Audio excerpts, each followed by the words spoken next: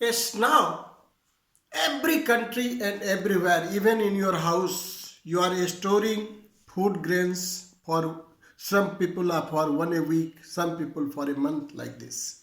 Storing is necessary to meet challenges, the meet the disaster management. For a country, you see, nowadays Corona has come. It is a hell of problem. अतिवृष्टि हो रही है यार, फसल बर्बाद हो रहे हैं. तो if the food grains are not stored and if it is not available, the people will die due to starvation. So storing is a must. What should be the characteristics, properties of the storing place? Number one, it should be by the side of the road. It should be very convenient to store the goods, grains, and to take out the grains. It should be not located in the flood areas. It should be waterproof and rodents proof. And next, the things should be placed in such a way, it should be spacious for the periodic inspection. So there should be certain characteristics, properties of a storing place. Now you see, what are the real enemies of this thing?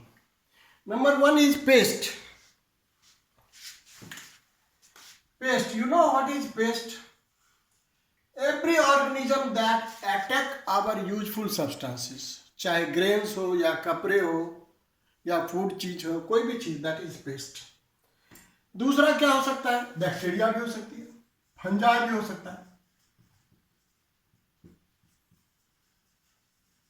Rodents भी है. सबसे रक्षा करना है, सबका ख्याल रखना है कैसे इसको रक्षा कर सकते हैं. और स्टोरिंग वे क्या है? वी आर पुटिंग इन सब जूट बैग्स में रख के स्टाइल कर देते हैं. मेटलिक बीन्स, मेटल का बना हुआ होता है, उसमें जमा करते हैं. सिलोज सिलिंड्रिकल होते हैं, काफी बड़े होते हैं, उसमें डालते हैं. ग्रेनरीज, गोडाउन है ना, उसमें जमा करते हैं. एंड आइडेंटिफिकेशन, ये इंपॉर्टेंट है. हम कैसे मालूम करते हैं कि अनाज जो है खराब हो गया है? तो पहला है ड्राई हीटिंग या वेट हीटिंग. का मतलब क्या है? आजकल अगर अनाज गर्म हो गया है, टेम्परेचर बढ़ गया है, इसका मतलब उसमें कोई इन्फेक्शन हो गया, कोई न कोई उसको डैमेज कर रहा है. ड्राई हीटिंग का मतलब होता है, इसका मतलब है उसके अंदर कोई इंसेक्ट चला गया है, पेस्ट चला गया है. रिस्पायरिंग के कारण जो सांस छोड़ता है, उसके कारण क्या होती है, उसके अनाज में गर्मी आ जाती है. इसको कहते हैं ड्राई हीटिंग. और जब ड्राई हीटिंग है, इसका मतलब है it is due to insect has entered into it. And दूसरा है वेट हीटिंग. ये यहां भी गर्म है, लेकिन इसका कारण क्या है? फंजाई है. इसका मतलब है फंजाई जो है वहां ग्रो कर गया है. और फंजाई क्या है? वो भी लिविंग ऑर्गेनिजम्स है, वो भी सांस छोड़ते हैं. जब सांस छोड़ते हैं तो वो भी गर्म होगा, कार्बन डाइऑक्साइड होगा. तो ये ड्राई हीटिंग है या वेट हीटिंग है. इसके कारण हम पकड़ लेते हैं कि अनाज में इन्फेक्शन हो गया है. अब सवाल है, इसको बचाएंगे कैसे, प्रोटेक्शन कैसे करेंगे? एक तो है बैक्टीरिसीडल, मतलब जो बीमारी जो हमारा नुकसान पहुंचा रहा है उसको जान मार दीजिए. न रहेगी बांस न बजेगी बांसुरी. इंसेक्ट घुस गया है, इंसेक्ट को मार दो. लेकिन यह मेथड ज़्यादा अच्छा नहीं कहलाता है. करते हैं स्प्रेइंग. उसके लिए क्या करते हैं? केमिकल्स का छिड़काव करते हैं. It is spread all around the environment. Is it in the corners, on the bags, in the gaps, everywhere. So it is a killing process, spraying chemicals. And next is bacteriostatic. This method is good, that is fumigation. There are some liquid fumigations, there are some solid fumigation. What do you mean by fumigation?